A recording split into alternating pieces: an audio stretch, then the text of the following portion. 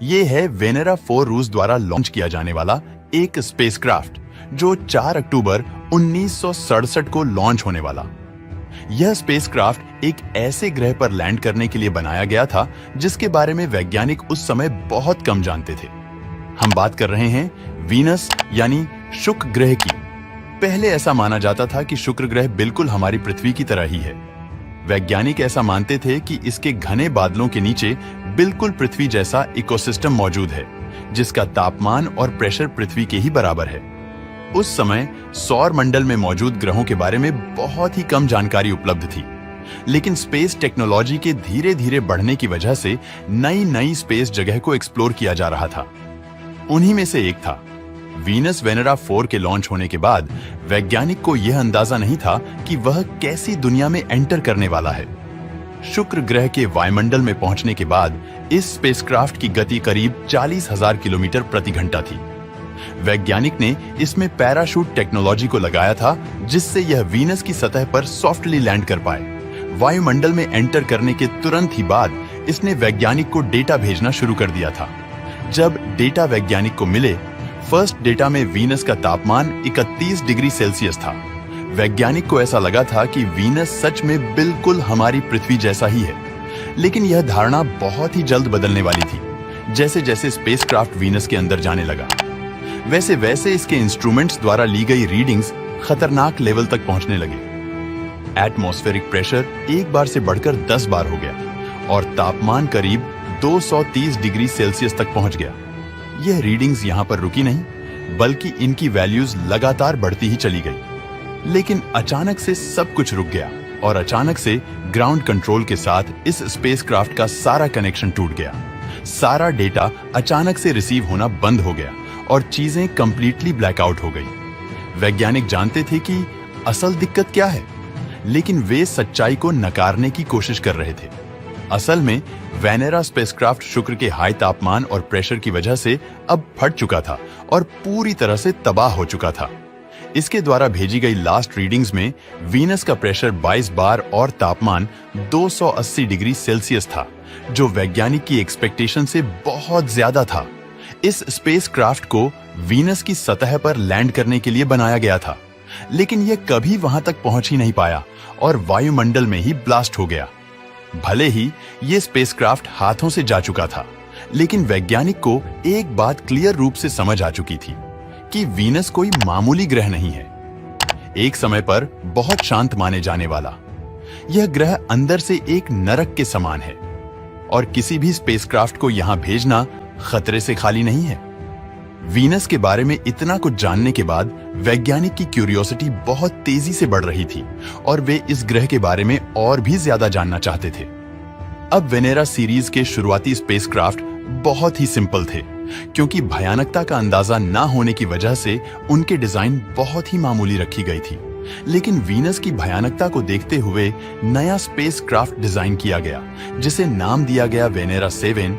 इस स्पेसक्राफ्ट को दिसंबर 1970 में लॉन्च किया गया था और इसकी दीवारें वेनेरा 4 के मुकाबले 2 गुना मोटी थी। जहां वेनेरा 4 मात्र 25 बार के एटमॉस्फेरिक प्रेशर को झेल सकता था, वहीं इस नए स्पेसक्राफ्ट में 182 एटमॉस्फेरिक प्रेशर को झेलने की क्षमता थी। इस स्पेसक्राफ्ट में पैराशूट को भी एक अनोखी तरह से लगाया गया था। वेनेरा 4 की तरह यह पैराशूट वायुमंडल के ऊपरी हिस्से में नहीं, बल्कि सतह के नजदीक आने के बाद खुलने वाले थे। इन्हें इस तरह से डिजाइन किया गया था कि जो 200 डिग्री सेल्सियस के तापमान पर ही अनलॉक हो सकते थे। वेनेरा 7 अब नरक के ग्रह में घुसने के लिए रेडी था। वीनस के वायुमंडल में एंटर करने के बाद यह स्पेसक्राफ्ट बिल्कुल सही तरीके से फंक्शन कर रहा था और बिल्कुल वैसा ही डेटा सेंड कर रहा था जैसा वेनेरा 4 ने किया था। 200 डिग्री सेल्सियस तापमान पार होने के बाद इसके पैराशूट भी बिना किसी दिक्कत के खुल गए थे और ये तेजी से सतह की ओर बढ़ रहा था या सतह पर लैंड करने ही वाला था कि मात्र 3 किलोमीटर ऊपर एक बहुत बड़ा हादसा होता है और वेनेरा 7 का पैराशूट प्रेशर की वजह से फट चुका था और अब वह वीनस पर फॉल हो रहा था। उसकी गति को कंट्रोल करने के लिए अब कोई भी चीज नहीं थी। वैज्ञानिक को मिले डेटा के मुताबिक मात्र कुछ ही सेकंड्स के बाद वेनेरा 7 वीनस के गर्म सरफेस से टकरा गया था और अपने साइड पर गिर गया था। साइड पर गिरने की वजह से उसके कुछ एंटेना भी टूट गए थे। अब इस मिशन के फेल होने के कई हफ्तों बाद वैज्ञानिक को यह पता चलता है कि उनमें से एक एंटेना लैंडिंग के 23 मिनट बाद तक एक्टिव था और बहुत ही वीक सिग्नल्स को ग्राउंड कंट्रोल तक सेंड कर रहा था, जिसे वैज्ञानिक शुरुआत में नोटिस नहीं कर पाए थे। वेनेरा 7 मिशन फेल जरूर हुआ था, लेकिन यह वेनेरा 4 के मुकाबले काफी सक्सेसफुल था।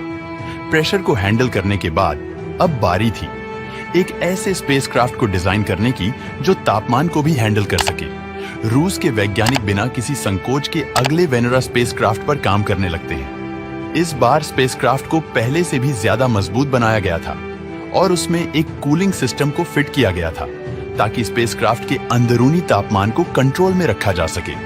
इस स्पेसक्राफ्ट में लिथियम नाइट्रेट के बॉक्स का इस्तेमाल किया गया था जो बहुत ही हाई टेम्परेचर पर मेल्ट होते हैं। सिर्फ इतना ही नहीं, ये आसपास की गर्मी को बहुत अच्छे से ऑब्जर्व करने के भी काबिल होते हैं। वेनेरा 7 के जरिए वैज्ञानिक को यह पता चल चुका था कि अगर वह स्पेसक्राफ्ट के अंदर लगे इंस्ट्रूमेंट्स को नहीं बचाएंगे तो उनके मिशन बार बार फेल होते रहेंगे। लिथियम नाइट्रेट बॉक्स के जरिए वे उन इंस्ट्रूमेंट में जेनरेट होने वाली हिट को ऑब्जर्व करना चाहते थे ताकि वातावरण में हाई तापमान होने के बावजूद इंस्ट्रूमेंट सलामत रह सके। वेनेरा 8 अब वीनस पर जाने के लिए रेडी था। वातावरण में एंटर करने के बाद ये प्रेशर एंड टेम्परेचर दोनों को ही बहुत अच्छे से हैंडल करता है। सिर्फ इतना ही नहीं, कुछ ही मिनटों बाद ये वीनस पर लैंड होने वाला दुनिया का पहला स्पेसक्राफ्ट बन जाता है। आपको जानकर हैरानी होगी कि वेनेरा 8 ने वीनस की सतह पर करीब 1 घंटे का समय व्यतीत किया था, जो एक बहुत ही बड़ी बात है। वेनेरा 7 के क्रैश होने के बाद वैज्ञानिक को उसकी आखिरी रीडिंग में 500 डिग्री सेल्सियस का तापमान दिखा था। यह देखकर वैज्ञानिक के भी होश उड़ गए थे। इसी वजह से उन्होंने वेनेरा 8 को इस तरह से डिजाइन किया था कि वह इससे भी ज्यादा तापमान को आसानी से हैंडल कर सके। अब वैज्ञानिक वीनस पर लैंड होने की कला को सीख चुके थे। 9 मिशन के बाद अब फाइनली शुक्र ग्रह पर बिना किसी दिक्कत के जा सकते थे। इतनी बड़ी सफलता हाथ लगने के बाद भी वैज्ञानिक रुके नहीं, बल्कि उन्होंने अगले स्पेसक्राफ्ट को डिजाइन करना शुरू कर दिया। इस बार वैज्ञानिक के सपने पहले से भी ज्यादा बड़े थे। वह वीनस पर लैंड होने के साथ साथ उसकी सतह और वातावरण की तस्वीरें भी खींचना चाहते थे। वेनेरा 9 स्पेसक्राफ्ट को एक बहुत ही अलग तरीके से डिजाइन किया गया था। वह पहले के स्पेसक्राफ्ट से बहुत कम मेल खाता था, लेकिन उसके इंटरनल कंपोनेंट्स बिल्कुल पहले जैसे ही थे। इसमें कैमरा सिस्टम को भी लगाया गया था, जिसमें दोनों साइड्स पर एक एक कैमरा फिट किए गए थे। इन कैमरा के ऊपर मोटे ढक्कन लगे हुए थे, जो वीनस पर लैंड होने के बाद खुलने वाले थे। वैज्ञानिक वीनस के सरफेस और आसमान की 360 डिग्री फोटो लेना चाहते थे, और वह इन कैमरा के जरिए पॉसिबल था। हर एक कैमरा में 180 डिग्री रोटेट करने वाला लेंस लगा हुआ था, जिसकी टेस्टिंग को ऑलरेडी पृथ्वी पर किया जा चुका था। वेनेरा 9 अब फाइनली वीनस पर लैंड होता है और कैमरा अपना काम करना शुरू कर देते हैं, लेकिन उनमें से एक कैमरा का ढक्कन नहीं खुल पाया था और वैज्ञानिक को ऐसे ही तस्वीरों को कैप्चर करना पड़ा था। स्क्रीन पर आप वीनस पर कैप्चर की गई पहली तस्वीर को देख सकते हैं।